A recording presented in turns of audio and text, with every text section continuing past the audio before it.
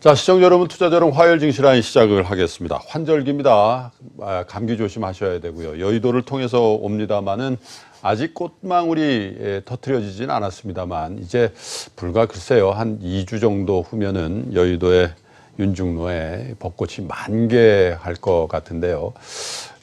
오늘 그런 음악이 들리더군요. 벚꽃 엔딩이라는 노래가 있지 않습니까? 이 벚꽃만 피면은 이 노래가 그냥 서울 전역에, 대한민국 전역에 그 노래로 뒤덮이고요. 또 여수에 가면 여수 밤바다라는 노래도 하는데 이 노래를 부르는 이 장범준이라는 가수가요. 참 좋겠다 이런 생각을 해봤습니다. 우리 주식시장에도 이렇게 꼭 필요한 어떤 시즌에 필요한 그런 제품이나 서비스를 만드는 기업 또 주식이 있다면 정말 투자해보고 싶다 이런 생각을 윤중로를 지나오면서 노래를 들으면서 생각을 해봤습니다. 그런 종목들 잘 개발해서 여러분들께 알려드리는 증시라인이 되도록 하겠습니다. 자, 오늘의 첫 번째 초대 손님 모십니다. KB증권의 이코노미스트를 맡고 계시죠. 김두원 이코노미스트를 모시죠. 어서 오십시오. 안녕하세요. 예. 감기 조심하십시오. 이 환절기랑 이 목도 조심하시고요. 자, 경기에 대한 걱정이 아주 지난주부터 전 세계를 그냥 공포에 휩싸이게 하고 있습니다. 유로존으로부터 시작한 경기 논쟁이 이제 미국으로 불붙고 있고 또 아시아로 넘어와서 일본, 중국, 한국 할 거 없이 2019년은 역시 모든 화두 중에 경기 화두가 가장 압도적이지 않냐라는 걸 다시 주의를 환기하고 있는데 우리 김도원 이코노미스트는 어떻게 보고 계시는지요? 일단은 매우 좀 신중한 국면에 들어간 것 같습니다. 경기 둔화 아니면 경기 침체 약간의 어조는 다르지만 가격 변수의 차이는 확연히 좀 다를 거라고 보고요. 결국 글로벌 경제가 언제가 정점이었냐라고 본다면 순환 사이클에서 지난해 2분기쯤이 저희는 정점으로 보고 있었고요. 미국 경제는 지난해 4분기가 정점이었다고 지속해서 말씀을 드린 적이 있습니다. 자, 그렇다 보면 2019년도 물론 올해 하반기쯤이 된다면 중국을 중심으로 신흥시장국들의 반등 가능성도 여전히 높다라고 보고 있습니다. 경기 측면에서 말씀하시는 거죠? 맞습니다.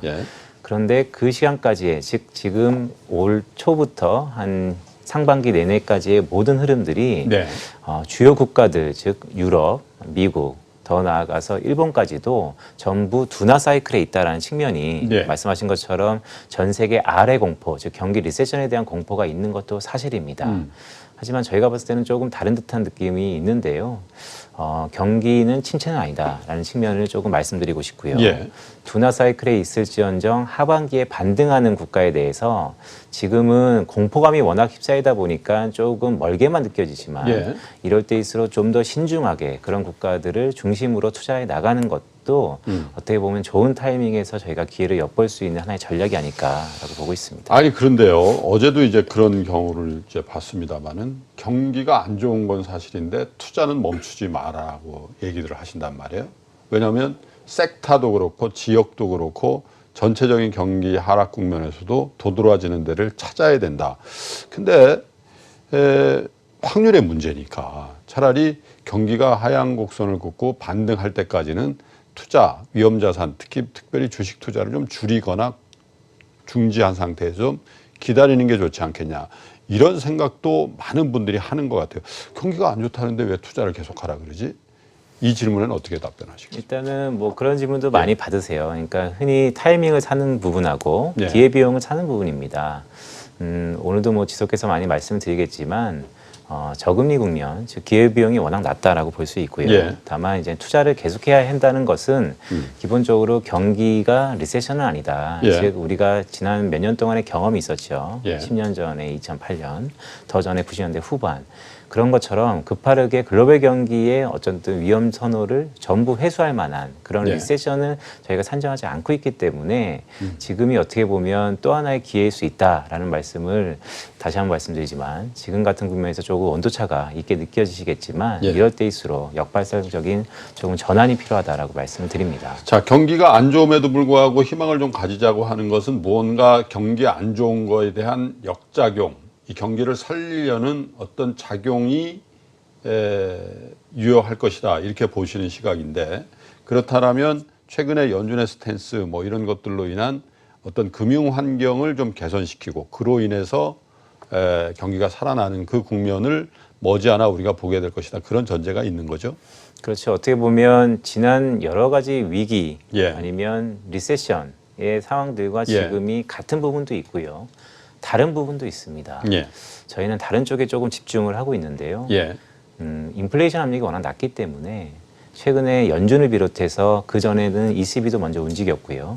그러니까 중앙은행들의 완화적인 정책 공조화 자체가 금융시장에서는 긍정적으로 저희가 작용할 것으로 나름대로 판단하고 있기 때문에 예. 말씀하신 것처럼 그 무엇인가라고 한다면 꼭 연준이 모든 답은 아닙니다. 하지만 낮은 인플레를 바탕으로 한 통화정책들의 공조, 즉 완화적인 공조화 이 자체가 자산시장에서는 상당히 긍정적으로 느낄 수 있는 하나의 트리거가 될 수 있다라고 보고 있습니다.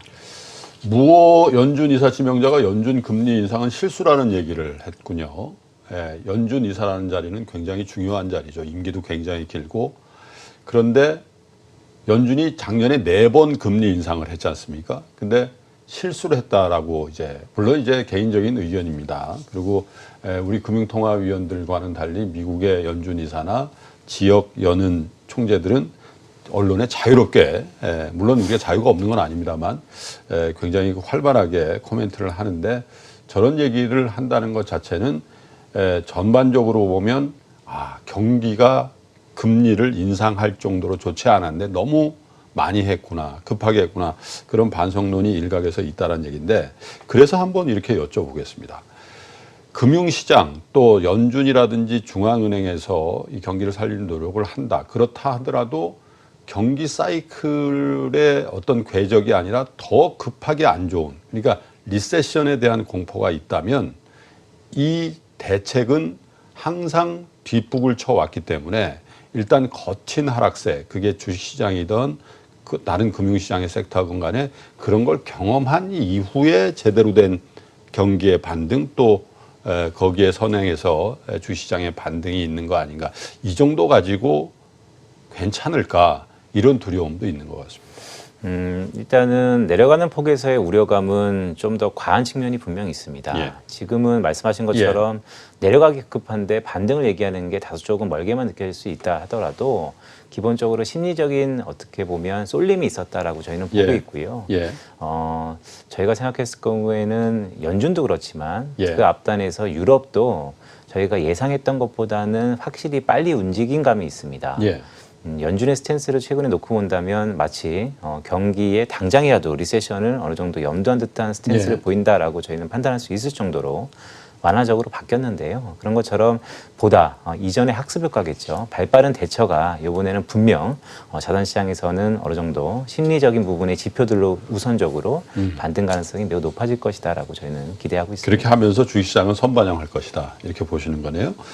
자, 이번 주에 주목해야 될 경제 이슈들 먼저 좀 점검을 해볼까요? 이번 주에는 아무래도 그러다 보니까 제가 모두에도 계속 말씀드리고 있습니다. 중앙은행들이 먼저 발빠르게 움직였다. 거기에 가장 근저에는 낮은 인플레이션이 깔려 있다.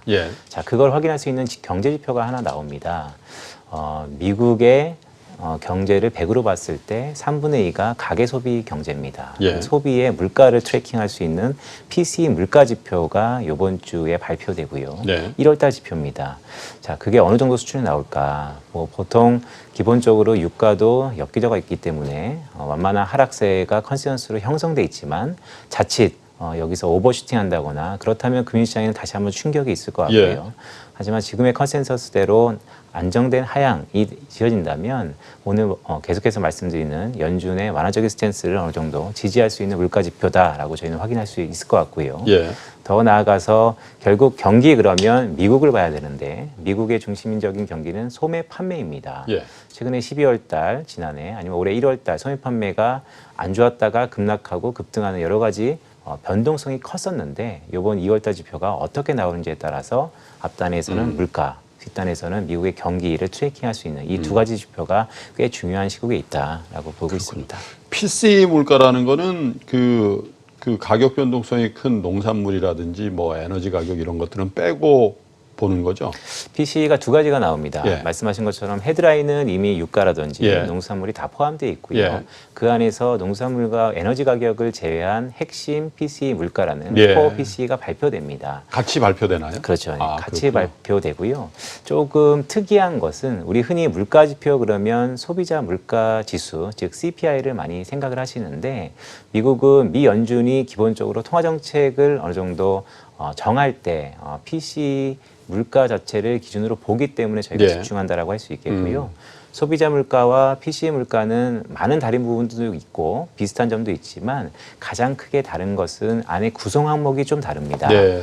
CPI는 일례로 주택 가격의 영향력이 조금 많은 물가 지표라고 보시면 될 것 같고요. 예. PC는 이 주택 가격도 있지만 기본적으로 헬스케어 서비스의 비중이 좀 더 큰 물가 지표다. 의료 관련. 맞습니다.라고 예. 보시면 이 두 개의 차이점이 그렇게 조금 달라진다라고 말씀드리고 있습니다. 그러면 소비자 물가 지수는 아무래도 그 부동산 시장하고의 연관성이 좀 더 많을 것 같고 PC 물가는 뭐 오바마 케어라든지 트럼프 케어라든지 이런 의료 제도의 변화에 따른 영향이 조금 더 많이 반영되겠군요. 맞습니다. 그렇기 예. 때문에 최근에 트럼프 행정부가 진행하고 있는 약가 인하 정책, 거기도 코어 PC의 물가에 하방 압력으로 좀 작용하고 있죠. 예. 소매 판매는 어떨 걸로 보세요? 물가라는 건 뭐 이 엽기적 말씀도 하셨습니다만은 에너지 가격은 사실 모르겠습니다. 전 분기 대비해서는 좀 올라 있는 상황인 것 같고요. 소매 판매는 전체적으로 보면 계절적으로 보면 이제 조금 소매 판매가 늘어나는 이제 국면으로 가지 않습니까? 부활절 뭐 쇼핑 시즌도 시작돼 이제 임박해 있고요. 어떻게 보시는지요? 일단은 소매 판매의 눈높이 자체가 지난 10월 달, 예. 11월 달 지난해 연말 수준보다는 한 단계 낮아져 있는 건 사실입니다. 예. 내구재 중심, 즉 미국도 비슷합니다. 그러니까 소비 판매라 그러면 자동차나 가전 이런 내구재들의 소비가 활성해야 되는데 그런 부분들이 지난해 연말 매우 좋았던 순간보다는 조금 낮아진 상태고요. 예. 저희가 소매 판매를 먼저 트래킹할 수 있는 게 미국의 주요 소비자 기대 심리 지수라는 게 있습니다. 예. 미시건대에서 나온 소비자 심리 지수인데 최근 1월 달에 정부 폐쇄 이후에 급락했다가 최근 2월 달, 3월 달 반등을 하고 있지만 지난해 연말 수준하고는 다소 좀 괴리가 있어서 이번 2월 달 미국의 소매 판매 저점은 어느 정도 단기적으로 찍고 올라오는 부분이 있지만 그 폭은 크지 않을 것이다라는 게 지금의 컨센입니다. 또 한 가지가 이제 아까도 신임 연준 이사로 지명된 무어 이사의 코멘트를 저희가 얘기를 했습니다만은 연준 의원들 연설이 꽤 많이 예정이 돼 있더군요. 여기서도 이제 변화된 연준의 스탠스에 개인들의 소회 같은 것들이 이제 발표가 될 것 같은데 어떤 스케줄이 잡혀 있습니까? 일단은 3월 FOMC 이후에 각 지역 연준들의 예. 연설이 쭉 이어지고 있습니다. 예. 뭐 보스턴 연은 총재 아니면 패트릭 하커의 되게 매파적인 총재의 발언도 있었고요.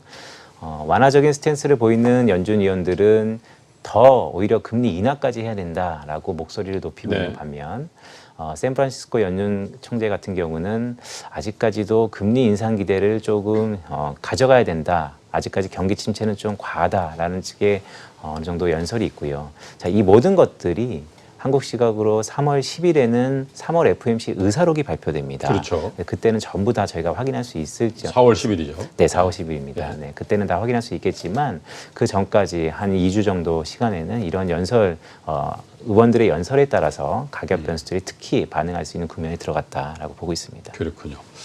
4월 10일 날 과연 그 FOMC 멤버들이 그 기준금리를 올해 내로는 올리지 말자라는 결정을 하고 점도표상으로 그렇게 하고 대차대조표 축소도 예상했던 12월보다는 훨씬 빠른 9월 정도로 옮기자는 논의를 과연 어떤 톤으로 했는지도 금융시장에서는 관심 있게 좀 지켜봐야 돼요.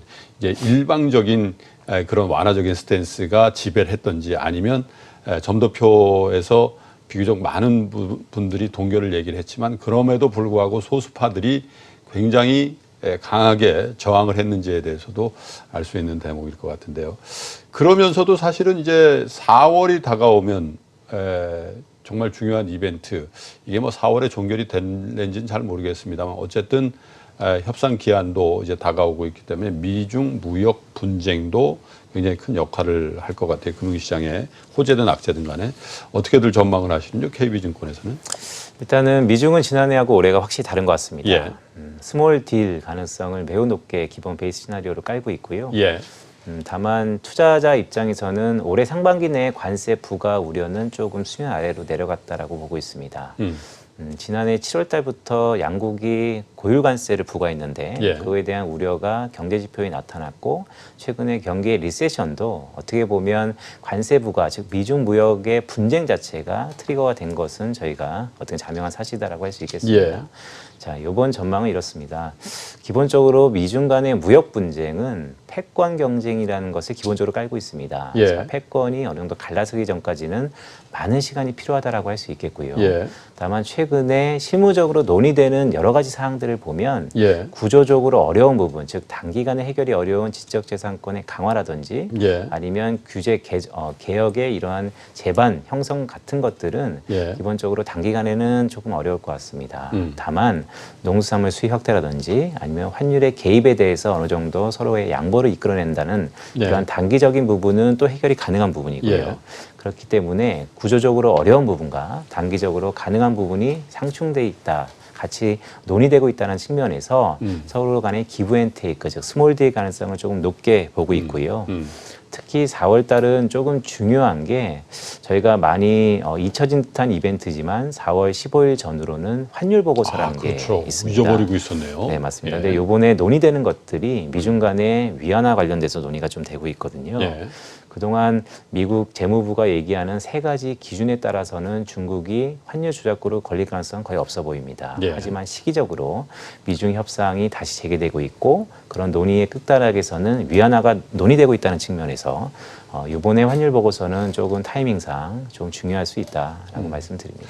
아무래도 협상 테이블에 앉은 중국 대표단의 심리적인 압박용 카드로는 미국이 충분히 써먹을 수 있는 그 환율 조작국 지정 아닌가. 물론 협상 중에 만약에 환율 조작국으로 지정했을 경우에 협상은 파국으로 가겠지만 그렇다 하더라도 협상 테이블에 있는 당사자로서는 4월 15일 되면 이런 것도 있네 이런 생각을 하기 때문에 조금은 변수가 될 수 있겠다 이런 말씀이시죠. 자, 한국은행 총재가 이런 얘기를 했어요. 상황이 더 안 좋으면 우리 중앙은행, 한국은행도 금리 내릴 수도 있다. 이런 얘기를 정말 오랜만에 들어보는 금리 인하 얘기, 코멘트가 나왔단 말이에요. 근데 그만큼 이제 우리나라 채권 시장도 이제 금리 못 올리는 건 당연하고 내려갈 것을 이제 반영한 정도의 프라이싱이 되고 있어서 저런 얘기가 나오는 것 같은데 우리 경제는 어떻게 보시는지요? 우리 경제는 중앙은행에서 저렇게 적극적인 그 통화 정책을 상대적으로 안 써온 거 아닙니까? 1년에 한 번 정도 금리를 올려온 거니까 이게 금리 인하의 여력이 있는지도 잘 모르겠고 그럴 거면 작년 11월 달에 왜 올렸을까 이런 생각도 하게 되는 국면인데 우리 경제의 어떤 성장률이라든지 이런 측면에서는 어떻게들 보고 계시는지요? 일단은 한국 경제가 놓여져 있는 상황, 물론 전 세계 규모로 보면 뭐 GDP 그로스가 11번째 규모 사이즈가 높은 국가이긴 하지만 애석하게도 대외적인 의존도가 여전히 높은 경제 구조를 갖고 있습니다. 그렇기 때문에 대외적인 상황에 따라서 한국 경제의 향방이 좀 달려 있다라고 저는 판단하고 있는데요. 예. 기본적으로 재정 정책과 통화 정책 이 두 가지 채널만 놓고 본다면 통화 정책은 상대적으로 운신의 폭이 없었었는데 예. 최근 미국을 중심으로 완화적인 스탠스의 전환이 한국은행으로서는 이전보다는 운신의 폭을 조금 넓힌 듯한 느낌은 있습니다. 하지만 인하 사이클, 즉 인하의 가능성은 아직까지는 저희는 조금 보수적으로 보고 있고요. 예. 올해 조금 동결 가능성이 매우 아직까지는 기본적인 시나리오입니다. 다만 한국 경제에 어느 정도 기대적인 요소라고 한다는 것은 재정 쪽에서는 저는 보고 있습니다. 한국 정부가 수립된 이후에 지금처럼 재정 여력이 큰 적이 없습니다. OECD에서 나오는 통계를 보면 근원 재정 수치 자체가 GDP 대비 3%를 넘었고요. 그러니까 매우 경건한 수준입니다. 따라서 재정의 투입 시기, 투입 규모에 따라서 한국 경제의 반등 가능성의 시점이 좀 달라질 텐데 저는 뭐 얼마 전에 IMF도 공고를 하고 갔죠. 조속해서 재정 정책이 나올 것 같고요. 또한 그 더 나아가서 추경도 또 논의가 활발히 될 거다. 그렇기 때문에 하반기에 반등 가능성도 중국을 중심으로 하반기 글로벌 신흥국 경기가 반등한다면 가정, 그다음에 한국 정부가 재정 정책을 좀 더 과감하게 쓸 수 있다는 두 가지 가정이 된다면 한국 경제도 하반기에는 지금보다는 좀 나은 듯한 모습을 보이고 있습니다. 그렇기 때문에 한국은행도 인하까지는 아닌 동결 가능성이 좀 있지 않을까 이렇게 보고 있습니다. 글쎄요, 여기서 뭐 금리 올릴 가능성은 아예 없다고 봐야 되겠죠. 맞습니다. 뭐 사람이 모릅니다만은 사실은 작년에도 그런 코멘트들을 많이 했습니다. 한국은행에서 여유 있게 금리를 올릴 수 있는 한국 경제 여건이 됐으면 오히려 좋겠다. 금리를 올릴 만큼 경제 펀더멘탈이라든지 뭐 이런 것들이 또 자산시장이라든지 이런 것들이 반영하고 있다면 우리 투자자 여러분들 얼마나 좋으시겠습니까? 근데 그런 상황은 아니라는 얘기인데 글쎄요, 벌써 이제 추경 얘기가 이제 구체적으로 이제 나오고 있고 이주열 총재도 이 재정 측면에서의 추경을 비롯한 확장적인 재정에 대한 주문을 하고 있는 것 같고요. 또 그런데도 불구하고 우리 올해 재정이라는 게 작년 대비해서는 근자에 들어서는 드물게 확장적인 확대 재정을 했잖아요. 그렇기 때문에 그렇게 해놓고서 또 몇 달 지나서 또 추경을 해야 되나 이런 반론들도 정치권을 비롯해서 있을 수밖에 없는 상황인 것 같은데 추경해야 된다고 보세요? 이코노미스트시니까 재정에 대해서. 저는 해야 된다고 보고 있습니다. 왜냐하면 재정 정책이라는 게 항상 그렇죠. 뭐 시차도 있고 뭐 여러 가지가 있습니다. 예. 하지만 제가 봤을 때는 지금 대외적인 흘러가는 사이클, 그다음에 한국 경제가 놓여 있는 포지션을 본다면 추경이 좀 필요하다라고 보고 있습니다. 하기야 뭐 우리가 확장적인 재정을 했다고 하지만 다른 나라에 비하면 조금은 더 소극적으로 한 셈이니까 안정적인 재정을 운영했다라고 평가를 받는 나라니까 IMF 같은 데서도 그렇게 평을 한 것 같은데. 자, 증시 한 줄 평 들어볼까요? 이제 4월입니다. 예. 4월에는 뭐 여러 가지 스포츠들이 다시 개막을 했더라고요. 예. 얼마 전에 야구도 했고 또 이제 골프도 이제 시즌이 개막되는 순간입니다. 흔히 이런 얘기가 있죠. 힘을 빼야 멀리 간다. 지금의 투자들의 시국에서 물론 욕심이 어떻게 보면 힘이라고 본다면 쉽사리 빼기는 힘들 것 같습니다. 하지만 이럴 때일수록 힘을 빼면 멀리 간다라는 단어를 좀 숙지하시면서 좀 더 멀리 가는 그런 투자 전략을 피우는 게 어떨까라고 말씀을 드립니다. 그래서 우리 경제도 그렇고 우리 투자자 여러분들도 힘을 빼고 싶어서 뺀 게 아니라요. 좀 많이 빠져 있는 것 같습니다. 그래서 오히려 제대로만 맞추면 멀리 갈 수 있는 환경, 그만큼 이제 자산 가격도 많이 떨어져 있고 우리 경제도 상당히 침체니까 정부든 중앙은행이든 무언가 외부의 자극이든 경기를 살리려는 혹은 자산시장을 부스팅하는 어떤 인자만 오면 조금 멀리 가는 장타가 나올 수 있는 그런 환경에 자연스럽게 접어들어 있는 거 아닌가 그런 생각도 드네요. 어깨에 힘을 좀 빼라는 얘기를 하는데 그런 것들을 좀 실천해 봤으면 좋겠습니다. 자, KB증권의 김두원 이코노미스트와 한국 경제를 비롯한 세계 경제 점검을 좀 해봤습니다. 감사합니다. 고맙습니다.